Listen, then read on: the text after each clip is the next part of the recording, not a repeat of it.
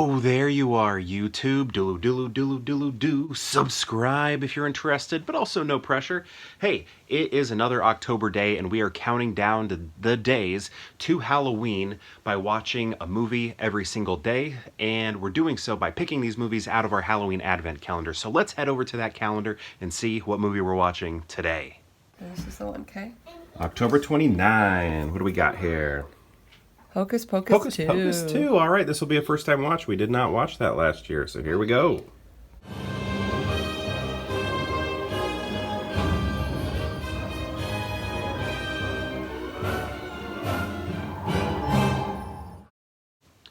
Okay, before I get to that Hocus Pocus review, we did around town a lot of like the local churches, my grandparents' church, and then just a bunch of other churches around town. We're doing like these trunk or treats. It's like Halloween trick-or-treating outside of like trunks and little booths and things like that. So we took the kids to do that, and we got to see them in their Halloween costumes this year, and it was just like so cute. They were bats, and it was just like, I don't know. I just loved seeing it. They were so excited. They're really into bats right now. So you could just like read their faces, how happy they were in their costumes. I loved it so much. And I like that they sort of picked something. They don't see bats as spooky, but I like that they picked something spooky because they've kind of like not liked anything scary for a long time. But maybe this is that stepping stone of getting back into things, because they used to watch Nightmare Before Christmas all the time when they were younger. But I don't know, it just kind of like all went away, and they had like books that were sort of like horror themed, but like, you know, for children. And they've just like kind of rejected all of that stuff this year. But maybe this is our road back. So I'm really excited about that. But yeah, it was a great time. Anyway, let's get to Hocus Pocus 2. So this movie, as I was watching it, I was feeling like, okay, there's something different about it, but I can't quite put my finger on it. Sometimes I wanted to say it's not as cinematic as the original, and I think that's true in some cases. Like, we see a scene where there's like this carnival happening, this fair happening, Halloween fair, and a lot of the booths that they have for, you know, like getting candy apples or caramel apples, or, you know, just these different like fair type games I think that are happening. They all look a little extra clean and pristine, and they look like maybe built for like the stage or something like that. Like, it makes me think of like old Disney Channel like shows when, I don't know, the kids start a lemonade stand or something like that, where everything is just a little too perfect. So that kind of felt artificial, but I feel like the rest of the movie actually felt pretty good, even though we have more special effects here. Like, there's this raven that's flying around, that, you know, is CGI, and you start out the movie with that, and it's kind of like, should we have started out the movie with something so incredibly CGI? It wasn't so bad, but it just feels like a departure from the original film. So yeah, it didn't have, throughout the entire movie, a cinematic feel. A lot of it did, though. But that still really wasn't the issue I was having, like, throughout. And I think maybe what it is there's no character who is fully playing their part in a sincere manner. It seems like everybody's sort of shooting for a joke, and I was like, but kind of in the original movie, like, everybody, there's a lot of silliness to it, right? But you do have these characters that are not trying to get a laugh, right? Even the kids aren't trying to fully get a laugh. They're funny here and there, but, you know, like Ice and his, you know, surfer buddy or whatever, was kind of funny because he looks like he's got like a California surfer look, but he's making fun of gosh, I just lost his name, for being, you know, from Hollywood, you know. Anyway, so like those two guys are like extra silly, right? And I feel like this movie, it's like packed with people like that. Everybody is silly, goofy, sort of like self-aware, and they don't have anybody who is like a straight man in it. And if you go to the original movie, the like Thackeray Binks, he's a cat for most of the movie, but he is playing a straight man. He's playing this movie straight, and He's not trying to land a joke. And I think he grounds the movie. He gives it a realistic tone and allows everyone else to be silly. And this movie doesn't have that, and I miss that. So everybody's kind of being funny, right? And then the kids, they're playing it, I guess, a version of serious, but they're still using contemporary modern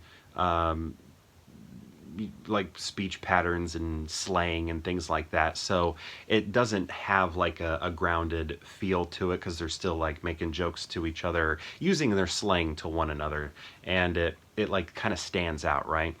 So I feel like that's my one major gripe with this movie is there's no like straight man there to sort of ground the movie. It's kind of all funny, right? Or all silly, or a little self-aware.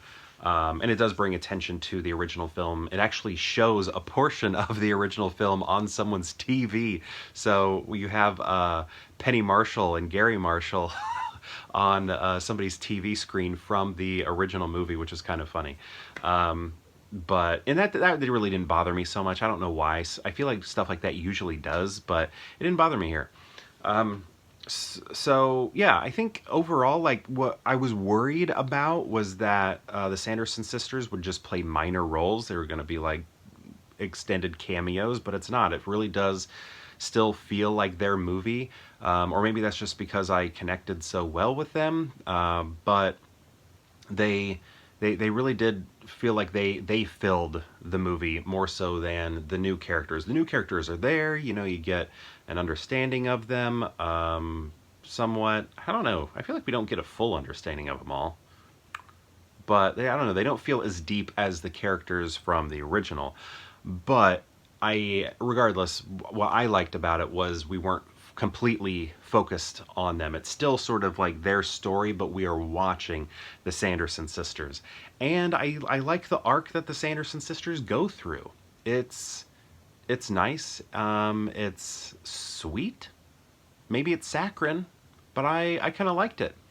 I guess some spoilers here. They do set up a sequel at the very, very end. So if you wait till after the credits roll, like the very end credits, you'll see them sort of set up another one.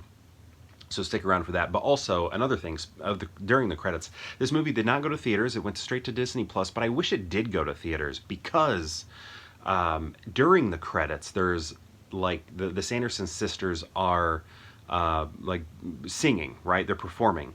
And it's just like so fun.